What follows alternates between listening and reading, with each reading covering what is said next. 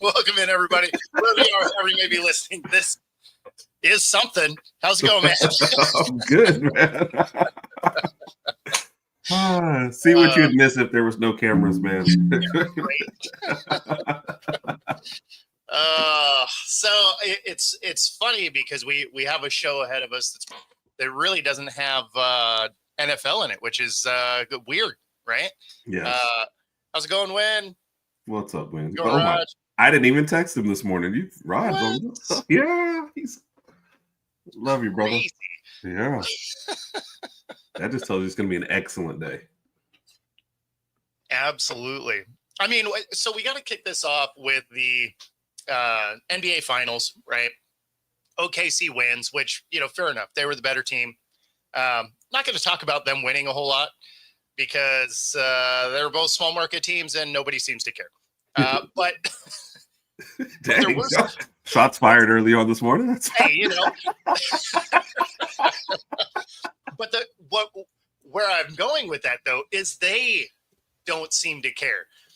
Did you see the championship merch? Yes. Like, I feel like I could have done that with an iron, a patch in my garage. Yeah. Like, that is the worst looking hat and gear I think I've ever seen for a championship, and not in basketball. I just mean period. Yeah. Like,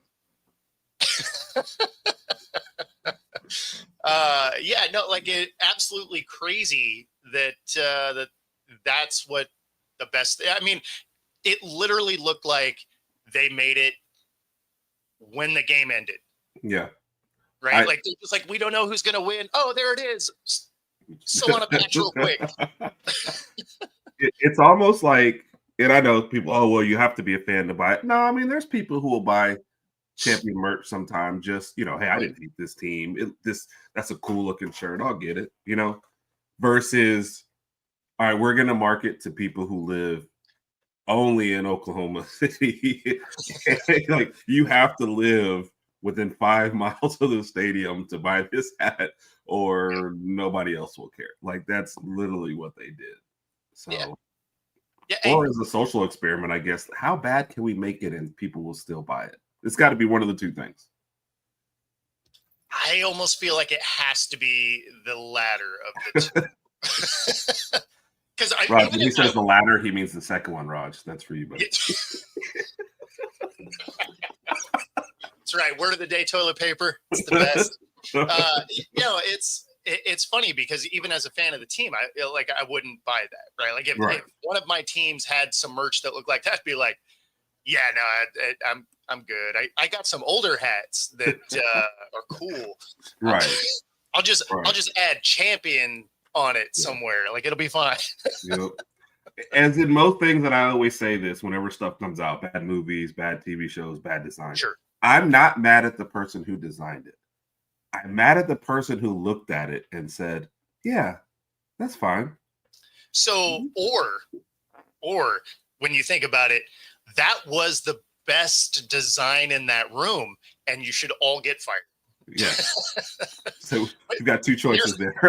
When you're looking around the room and that's what you settle in on, you're like, wow, I kind of want to see what the other options were, because those had to have been amazing. That is the, like 1-star film you watch on Netflix. You're just like, you know what? I know this is going to be bad, but I'm going to watch part of it for sure. Yep. And the bad part about it is it wasn't last minute because both teams have stuff ready. Yeah. So both teams mark off for when it's a game 7, especially. Both teams start planning for their parades. Both teams have their merch ready to go right after. So you guys knew once it hit game 6 that you at least had a couple days, right? But once it hit game 5 and you're the home team, you're thinking, okay, we really got to have a good design here, right? There's a great chance of this. I would think being the number 1 seed and the best team in the playoffs, you've been prepared for a long time. But hey, that's just me. Maybe that's kind of the thing, right? Like, I feel like most of those teams at least have a plan. Right. Round 1. Right. You're like already brainstorming. It's like, okay, if we carry this the distance, because you're not talking to the players, right? You're talking like merch designers. So there is some lead time, right? So, I mean, they got to be working on these things long before Game 7. And so for that being the type of stuff to come out, you're just like, okay, I know what it is. You guys got a ring, but clearly y'all never been there before. Yes. Yes. Well, I know what it is. They couldn't afford Canva Pro. They went with the regular version. Hey, you know what's sad about that is they legitimately could have designed something better on Canva than what came out in the stadium. So shout out to Canva for helping us do what we do. In fact, I have a clip coming up from the WNBA that I edited on Canva. Didn't realize we were, doing a promo here, but hey. Just make sure they send you a check, though. That's all. I mean, I think if somebody uses my referral code, you save $10. So, I guess I should put that in the bio somewhere, right? Well, so sticking with the NBA Finals,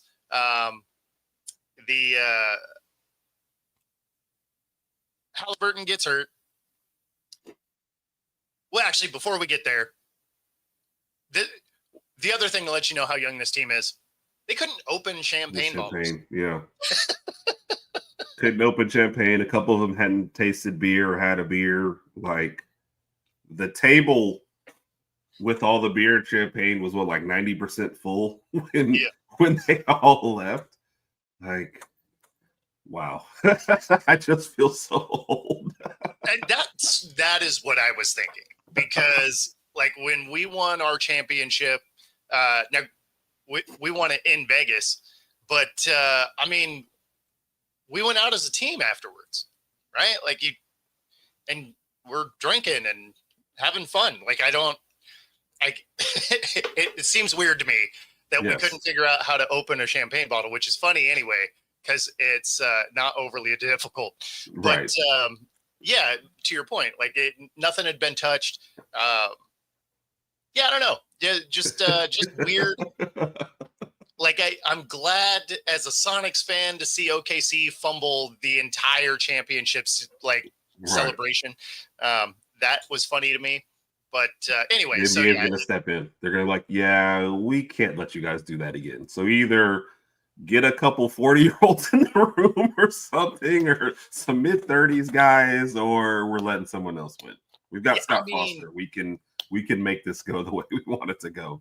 Like, I'm in my mid-40s. I feel like I could have jumped in and showed them how to swing right there. Like, I'm just like, you guys are doing this wrong. Like, you guys might be okay at basketball, but, let me give you some of that old guy strength of how to party a little bit. Right. You got 3 random dudes in there doing all the champagne and drinking all the beers, and then everybody's like, which players? I don't recognize that. I think I'd have to shave my face just to get rid of some of the gray, though. Otherwise, I'd really stand out, right? Be like, he's not a player. First, he's short. Also, that's a lot of gray. Oh, man. But yeah, so, Halliburton's injury. So that was 3 players' Achilles injuries just in the playoffs. Right. What I didn't realize is that was the 3rd player on the Pacers this year. Also crazy. I didn't realize. I guess they had a couple of bench players. Okay. Yeah, because I was gonna say, wasn't anybody not in their major rotation? I didn't think. No. It's from the sound of it, it was some bench players, but again, crazy. Like the amount of Achilles injuries at this point, you have to be looking, and not just in basketball, it's across all sports. The increase in it, you have to be looking at strength and conditioning coaches. Yeah. Like there is something different happening, that you're getting this injury at a rate that they never used to. Yeah. I mean, no. Oh, good. No, I was going to say that was going to be my question. As somebody who, because I have a buddy that I actually work with that had an Achilles, and you saw in all of them. I mean, obviously, if you don't know or whatever, like, none of these are contact injuries. This is a person pushing off. Nobody touched Halliburton when it happened. Now, some people think that the previous injury helped contribute to this injury, but this did just look like a total separate play. And it sucks for, like, especially the last three that we mentioned in the playoffs.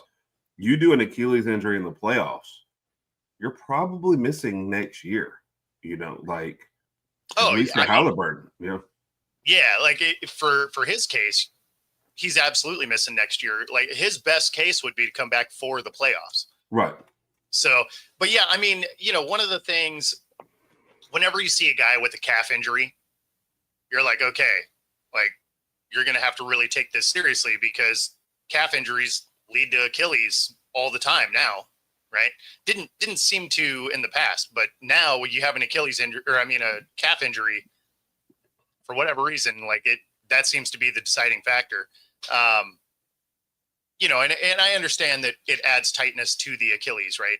If you have a tight calf muscle.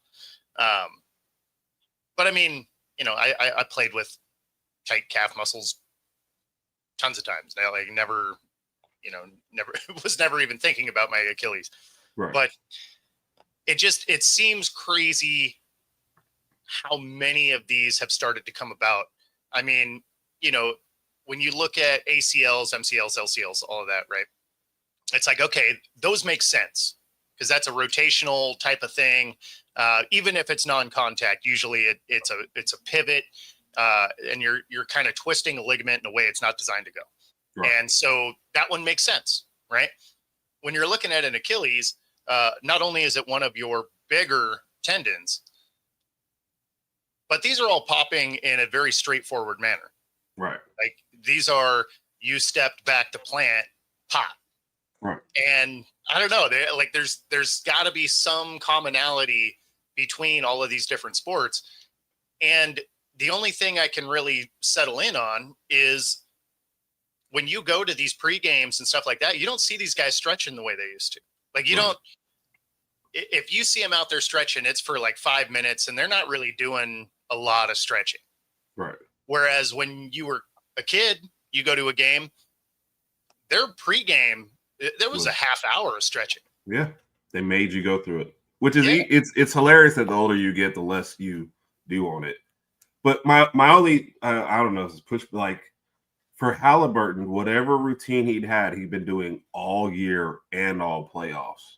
So it's weird that in the very last game, like I said, unless with him it was, the injury that helped contribute to it. But for Tatum, that was deep in the playoffs when it happened to him, and it was again just a common move. I think he was just reaching for the ball when he stepped and did it. So it wasn't even like an explosive play. Like at least Halliburton was pushing towards, trying to get past a defender.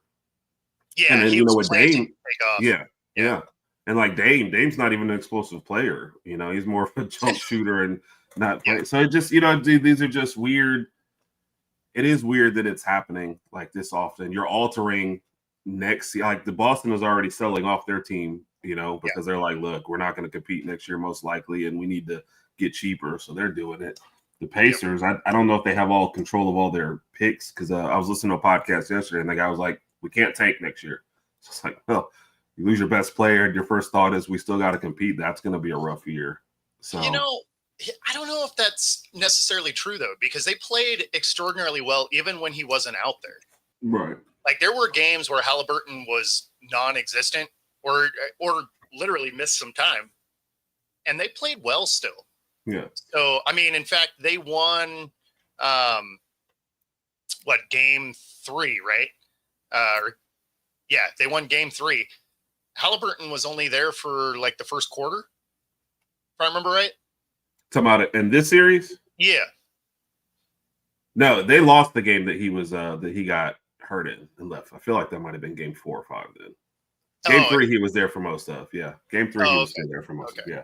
But to your point, but I know where you're going with it because Halliburton was a weird kind of superstar to where for 3 quarters he didn't have to dominate. He's not like these other guys. I don't have to get up 20 shots to be the guy. I think where you saw Halliburton's impact was second half of this last game right? Or let's say the finisher in game 1 when he hits the shot. He is that guy that'd be like, hey, I know I'm 0 for 6, but we're down by a point and there's 10 seconds left.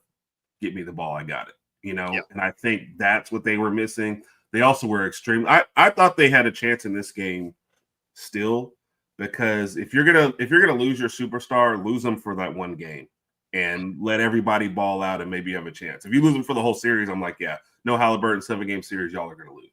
But in one game, if everybody balls out, you got a chance. But that second half was horrendous. You could just tell they went stagnant too many times. And I think that's where they could have used a guy to help push them. So I think, to your point, they didn't need him all the time. They will be competitive. But there will be games where they're like, hey, we need a closer or we need somebody to give us a spark. And that's what Halliburton was. Yeah. No, I'm with you. Raj, they didn't play Scrabble. Come on, man. No. Like they're playing Call of Duty or something. Yes. Right? Like this is the video game world. They're not playing a board game. Right. Plus, at that age, they'd probably be playing Chutes and Ladders before they're playing Scrabble, Raj. Yeah, that's probably true. And if they are playing Scrabble, they're probably playing Words with Friends. They're doing it on their phone. They're in the same room next to each other. Yes, doing it like this. Oh man. Okay, let's moving Candyland. I like it. Wins with it. So moving into the WNBA. So I was there for the Storm versus Fever last night. And, they did a really good job shutting Caitlin Clark down. Right. She didn't get off at all.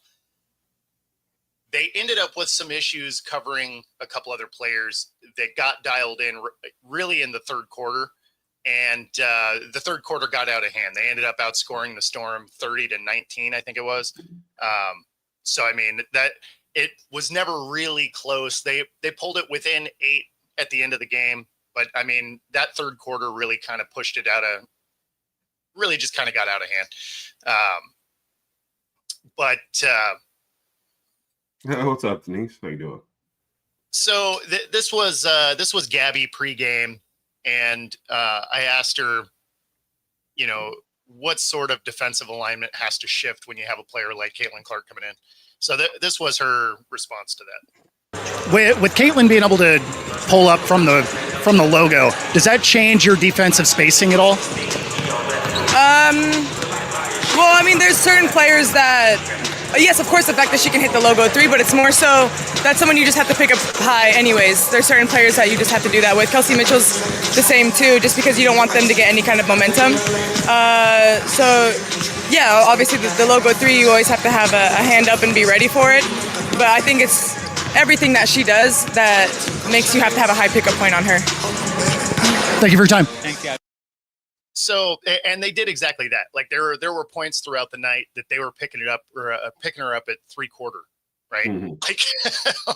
Like you are not doing anything. We are going to dare the rest of your team to beat us. Yeah, and you see that a lot in there. I mean, I remember Erica Wheeler, I think, was with her team like last year, I believe, and she tried to talk to it because she was the person who was like the blitz the most, stat wise on double team, blah, blah, blah, before Caitlin Clark got there. She said, I don't know how to help you because they're defending you like they haven't defended anyone before you, So it's something that you have to do. And I mean, she's in a really cold streak right now. I don't know if that is she's 1 for her last 23 on threes.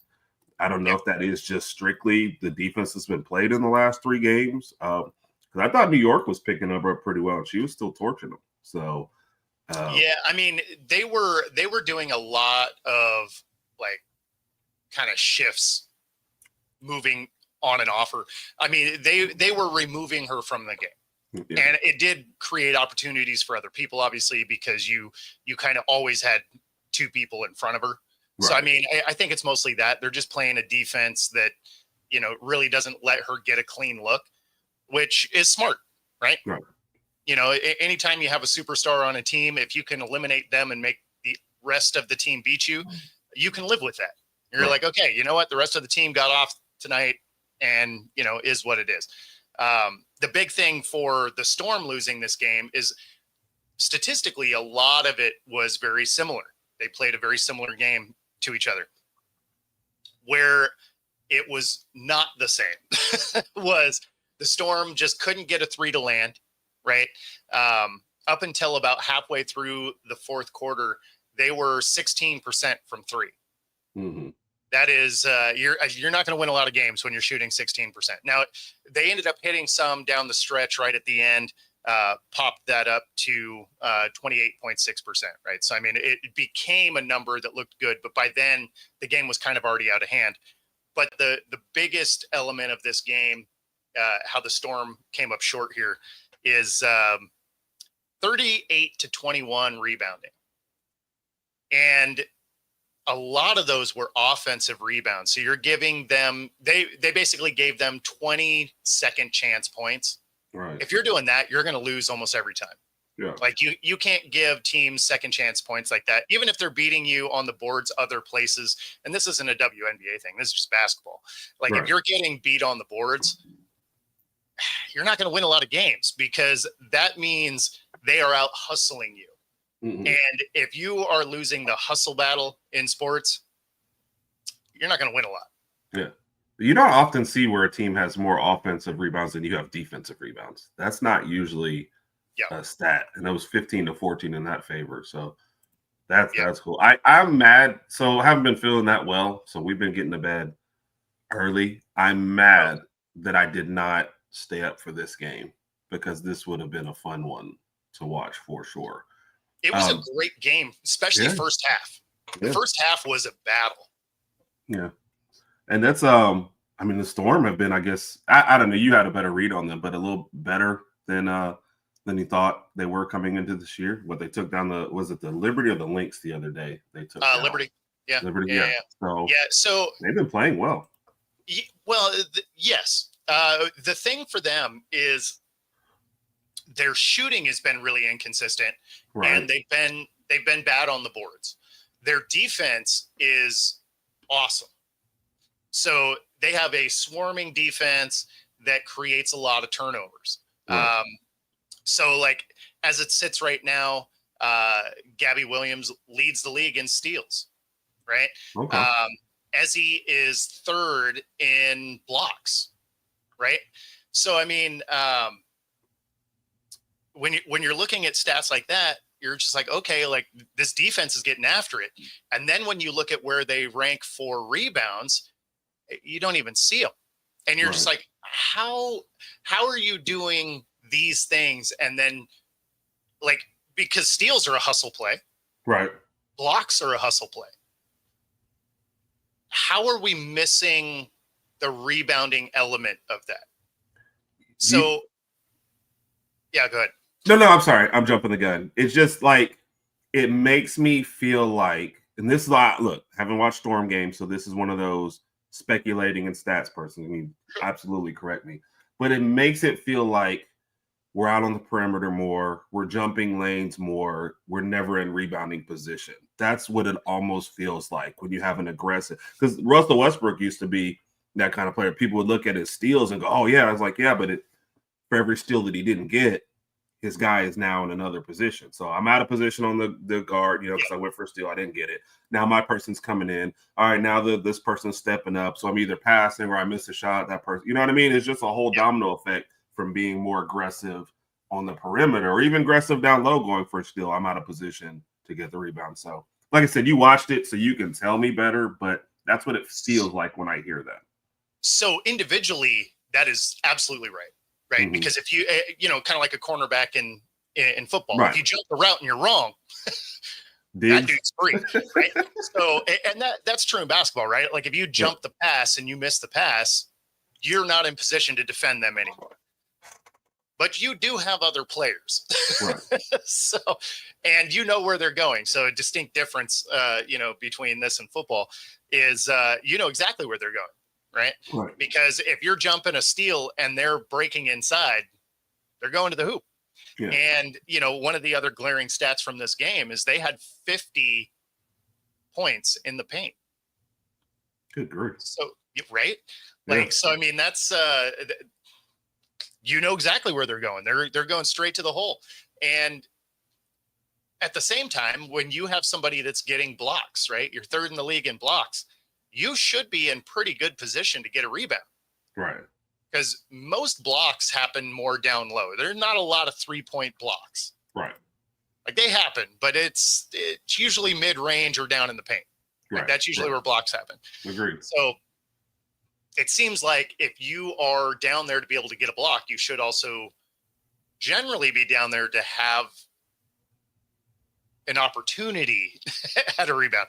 So, but yeah, I think to your earlier point, it's just, are you so aggressive that you're getting boxed out for rebounds? Like that's all I can figure. And it's funny because in real time, you don't really see it, but the stat sheet doesn't lie. Right. So you're just like, okay, what is it that's happening that has you out of position for these? Because you're out of position on both sides, right? Like you're on offense and defense, you're out of position for these rebounds. Yeah. And, you know, when they're going to go and beat the better teams, especially the higher scoring teams, you got to be able to get the boards. Yeah. Yeah.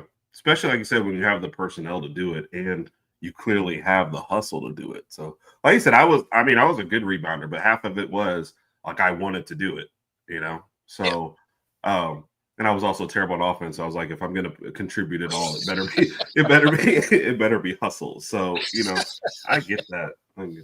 I do have one other question for you though, since you watched and I'm just kind of looking at stats. Yeah. Kevin Clark, 9 assists, but 8 turnovers. Yeah. And now that makes 22 turnovers in 3 games. Was it your defensive pressure in this game, or was it like, is she trying? I mean, is it a pass that she's trying? Is it a mixture? Like what's going on right now with her? No, I mean, if you look at her career so far, I mean, she turns the ball over a lot. Thanks, Rod. Surprisingly.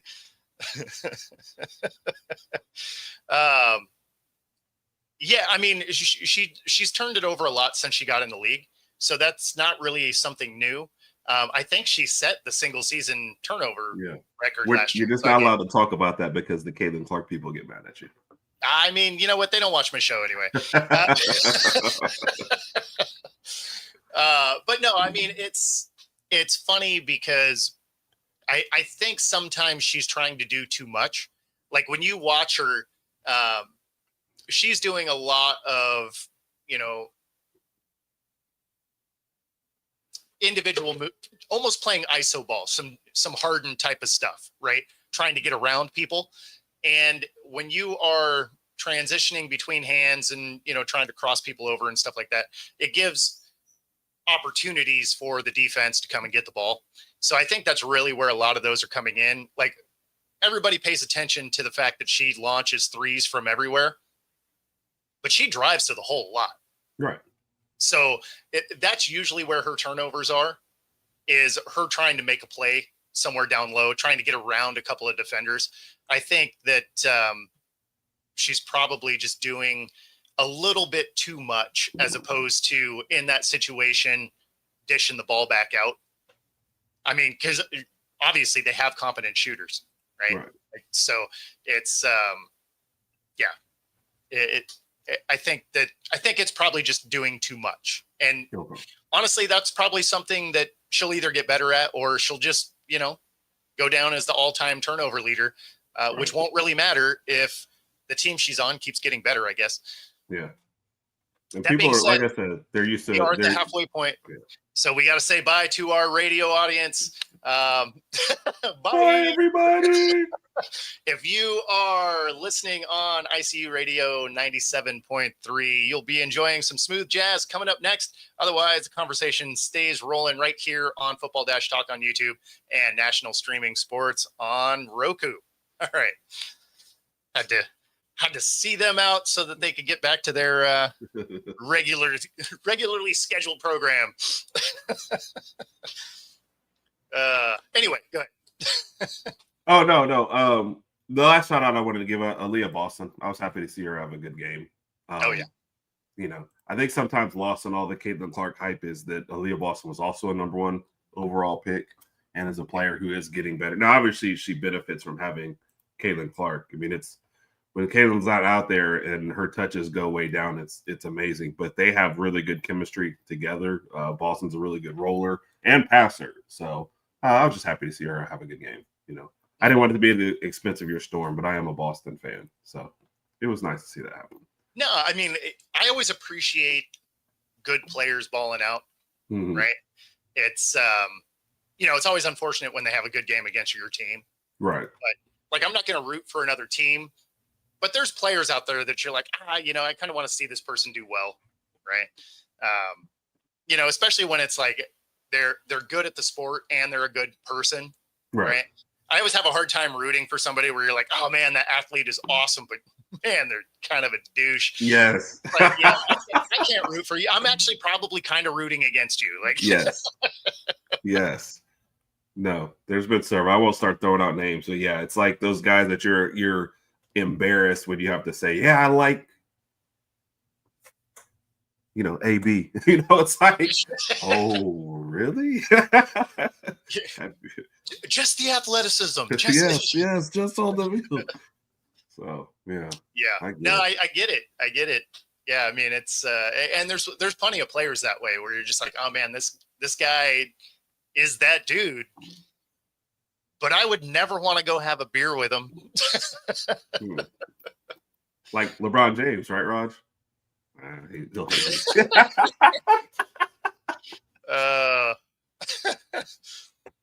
Starting the Jordan LeBron debate already. I mean, I got to show some brotherly love.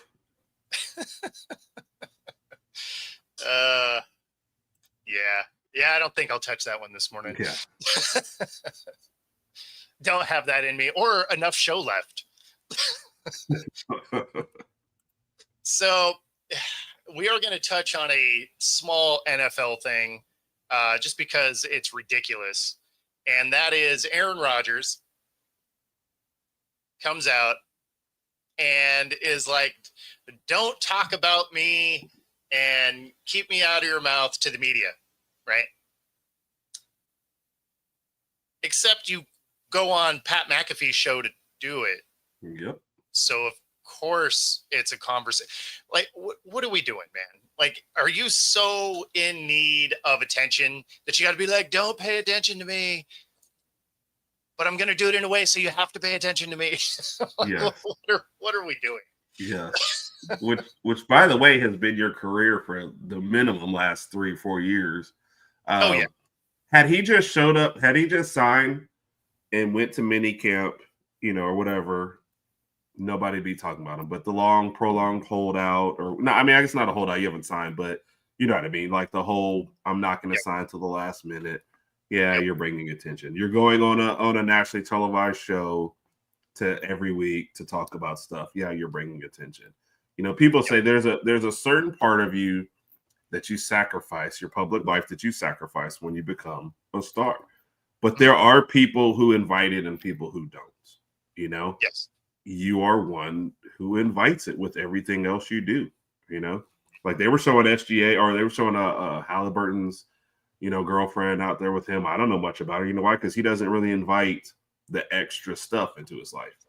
But you, Rodgers, we know way too much about all your extra stuff because it's thrown out there at every single thing that you do every offseason, mediocre season or not. So yeah, I'm not trying to hear this. So No, I mean, he goes out of his way to be a spectacle. Yes. Because all the players that don't, guess what we do? We don't talk about them. Right.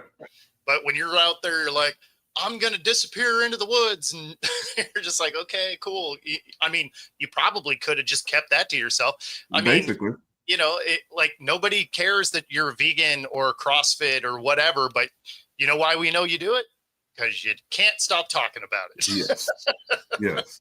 I've never said that. Like, I just want to talk and nobody listen. That's not true either. So, like, exactly. I need you to pick one somewhere in here. No, I can't. Has there ever been? I mean, there obviously has. Like I already mentioned Antonio Brown, but it's like he's just determined to make us forget anything good that he did.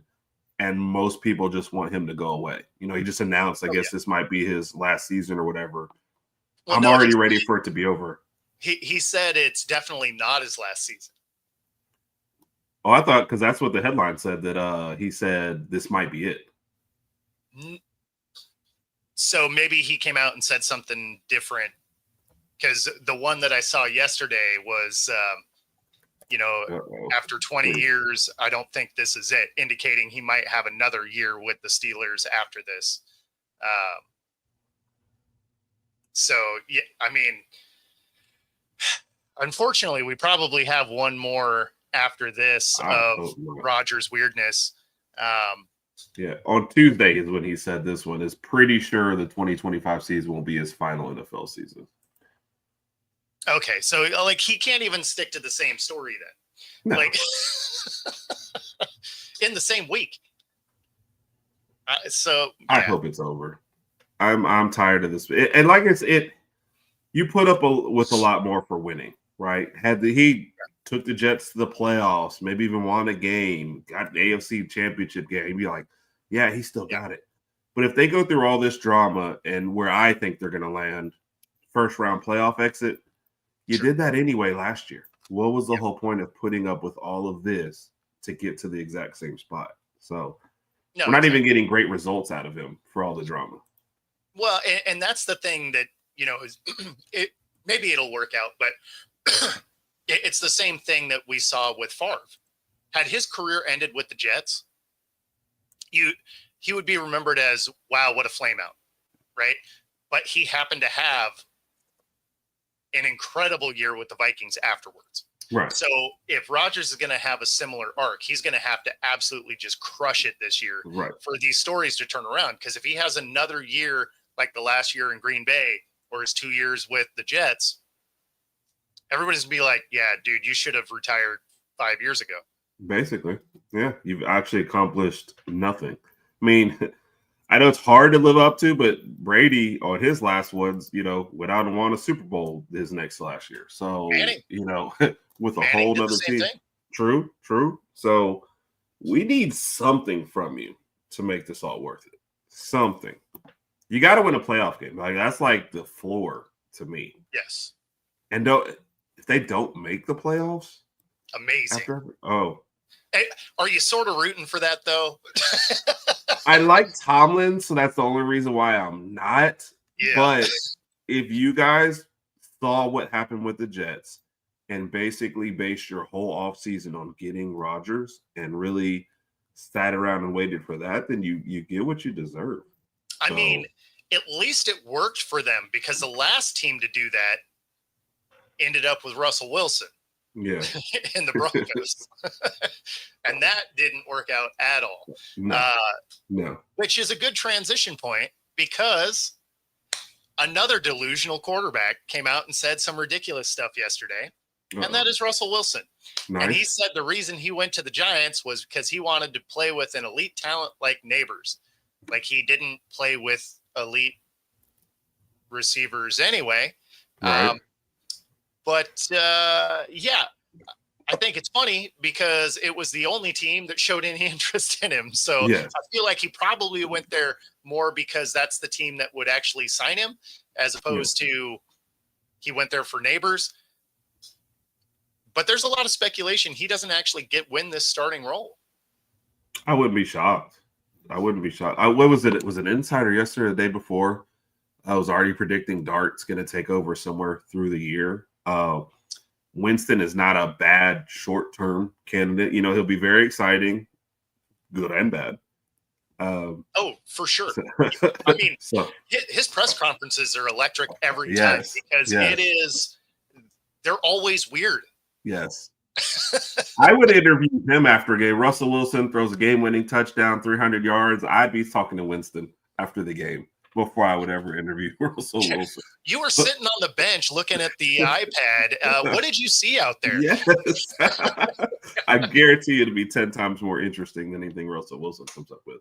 No But question. it's I get it. It's a quarterback maybe trying to hype up his young talent, but yeah, we're just rolling our eyes at you. That's not why.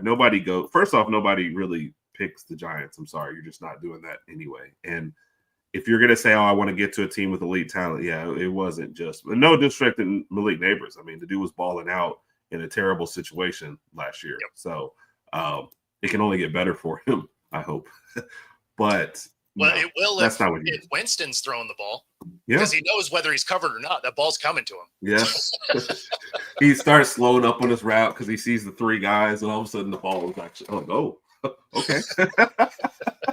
This isn't even 50-50. I got to really get up for this. Yeah, no, it's I mean, that's another team with a weird quarterback room, right? But I don't know. Wilson just always seems to go out and find reasons to have people like, what are you talking about? Yeah. Because there's plenty of other ways he could have worded that to not sound ridiculous. Yeah. You could have just been like, hey, I'm excited to work with an elite talent like Neighbors. Mm-hmm. You're saying the same thing without being like, oh, I only came to the Giants to play.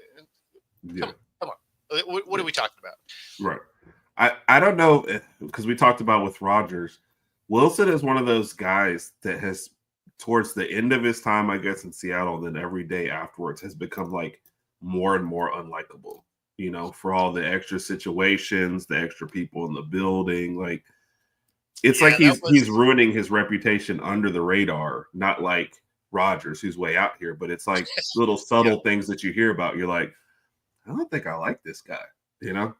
Yeah, it really started with Wilson here in Seattle about year 4, is when he started creating the 3 brand. And then there was definitely a shift as far as his interaction. You know, it was very, very fake feeling, right? So, man, not to say that he doesn't do good stuff, right? Like, obviously, all of his charity work and like all of that is great. Like that is all real stuff. He really does show up for those things. But he does everything about the brand, and I get it, right? Like, you're building a brand, you got to protect it and do all of that. At the same time, you can't be fake about it. And I've made this comparison before, right? Is, you know, when you saw Tiger Woods, and then, you know, his persona was, I'm this good guy and whatever. And then it turns out that he slept with, you know, an entire state. And, you know, everybody was like, oh, you know, the hell with that guy, whatever, right? And you're just like, okay, I mean, I guess because you're going against this persona that you create, right? But when you hear about Charlie Sheen doing blowing hookers, you're like, yeah, I mean, yeah, it's Charlie Sheen. Right? Like, you're just like, okay, yeah, that's what we expected. Yes. It's who he says he is, and you're just like, okay, yeah. I mean, you know, so like, just don't be fake.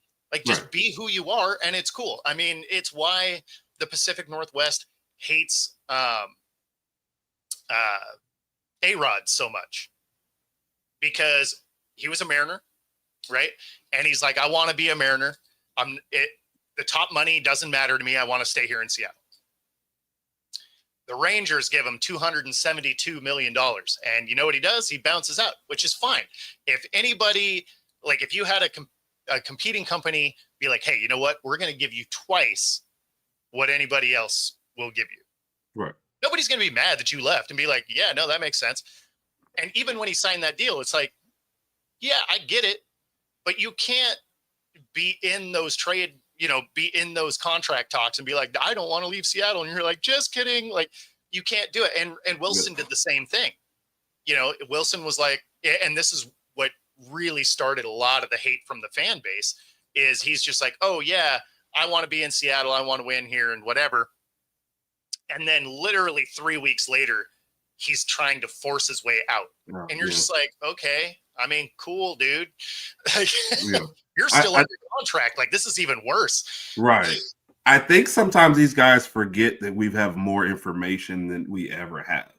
That one public statement that you made, we're going to find out, like the little private ones that you think are private, that you maybe said to your agent, and there's another guy in the room that's going to leak it. Like, we're going to see the rest of this goes. And it's like a lot of these guys haven't caught up to it. No. If I go out in public and say I love this city, yeah, okay, and then you force a trade, like you said, a couple weeks later. Like, come on, we're going to see it, and we're going to see the real person. Yeah. It's better to come out and just be honest because it makes you look worse when it gets flipped on you. Wow. Oh yeah. Well, I mean, he did enough damage to his own reputation here in Seattle that they root against him wherever he goes. Right. Right. Now, when we played him with Denver, you're like, of course, that was the first move.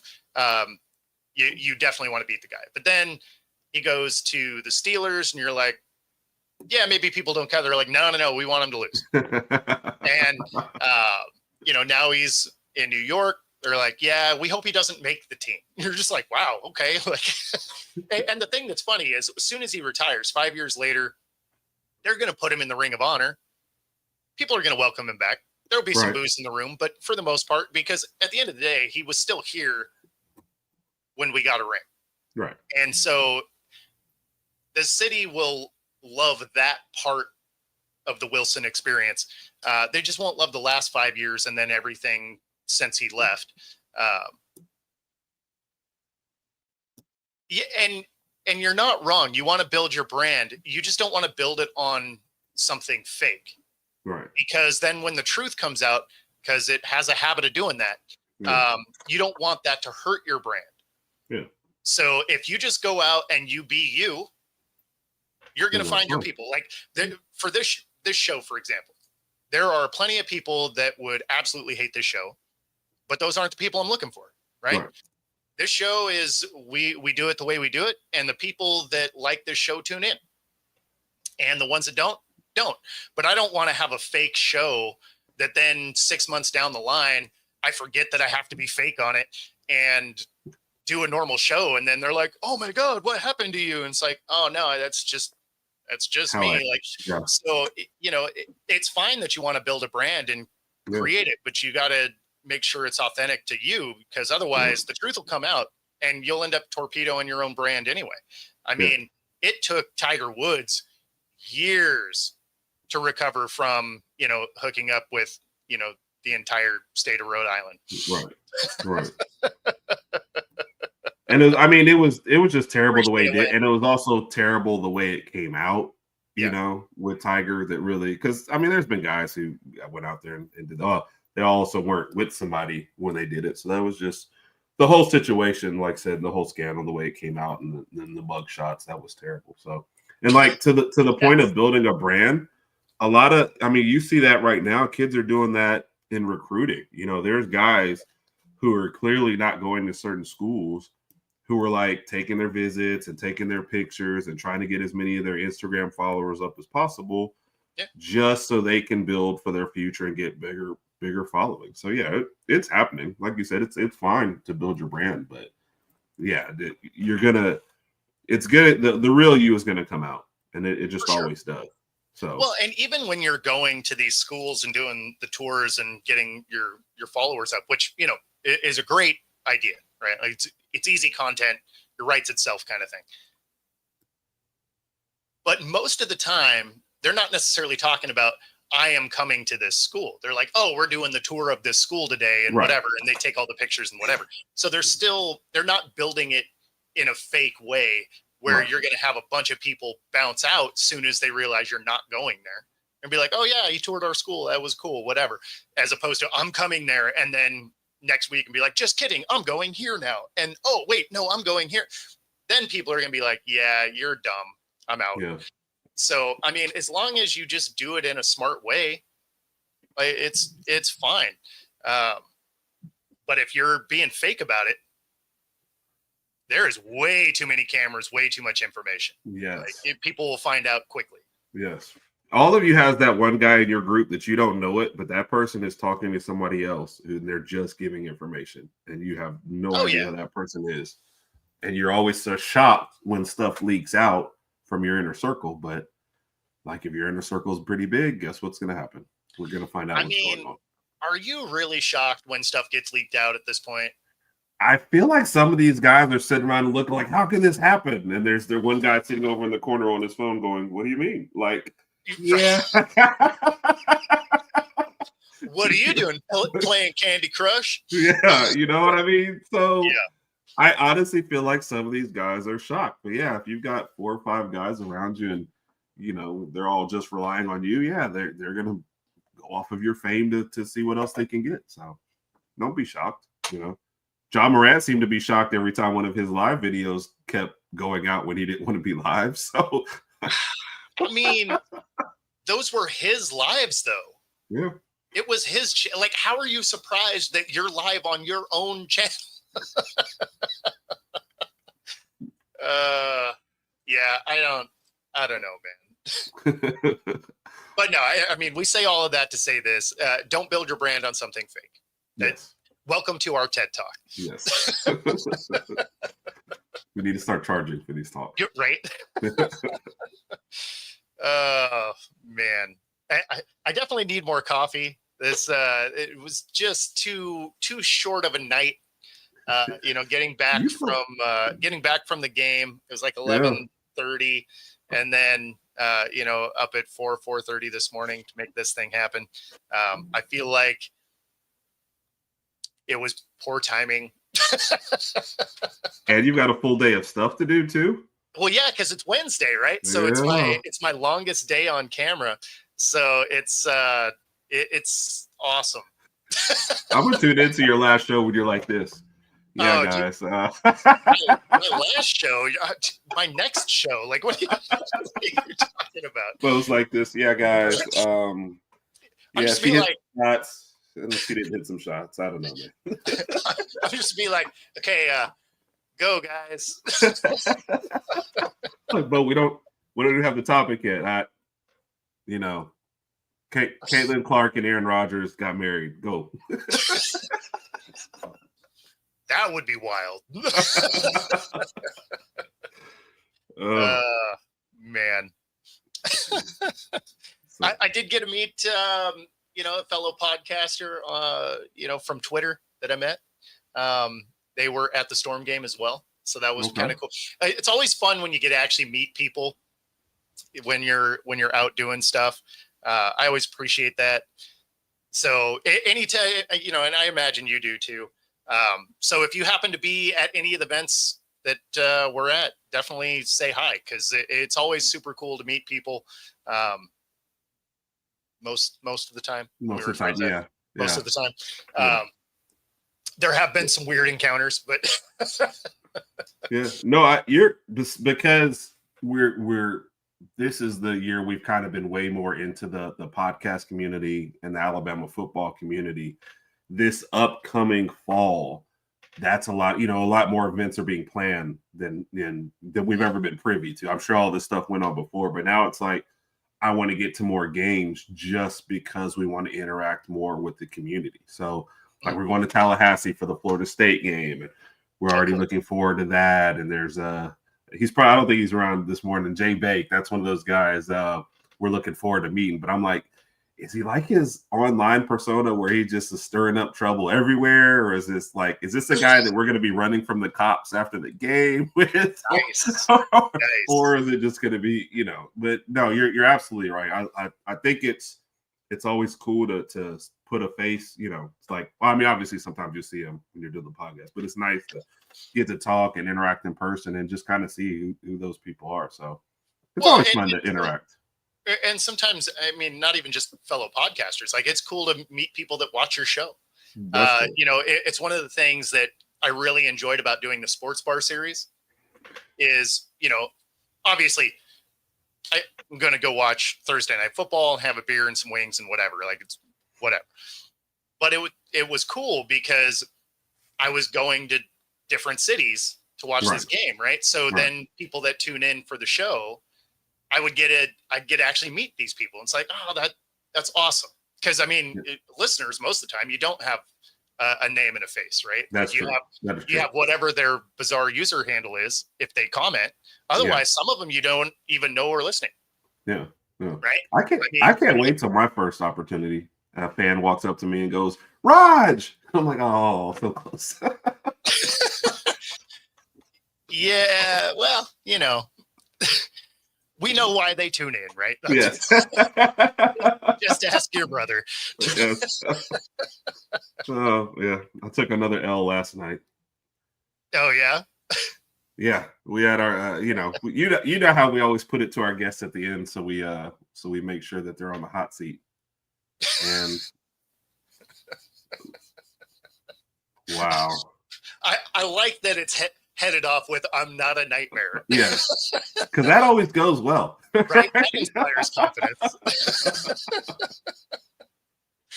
That is awesome. That being said, I should be out in Philly mid-August. So going to be there for the Mariners Phillies series. nice. And so I believe that is the 17th, 18th, 19th, or maybe it's the 18th through the 20th, something like that. It's right in there. So I will be in the Philly area, or at least supposed to be. You know, that's still a couple months away. Like weird stuff could happen. I don't know, but Right. it's on my schedule. I hope you get there too, man. So you're covering it, or No. I don't have credentials for it, but okay. So one of my co-hosts is the Philly sports guy. Oh yeah. I love Philly. Yeah. And so he came out to Seattle for the series last year. And so this year I'm going to go to the series there. With them. Okay. And yeah, so it should be fun. And then it may be that weekend. They're still trying to finalize the dates, but they're going to do basically a super fan influencer symposium. And so I might be one of the speakers on it. So, Okay. Nice. So I might be there for that series and then have to get on stage. So we'll see, you know, all of those are tentative dates, but yeah, so I might be out your way there when West Coast Win is not on the West Coast. I feel like my whole life has been a lie. I don't know what to believe anymore. She's over in the Steel City. I don't know what. So she built her brand on the West Coast, but now she's lying to me. She didn't listen to our TED Talk at all. Dang it, Win. That is awesome. All right.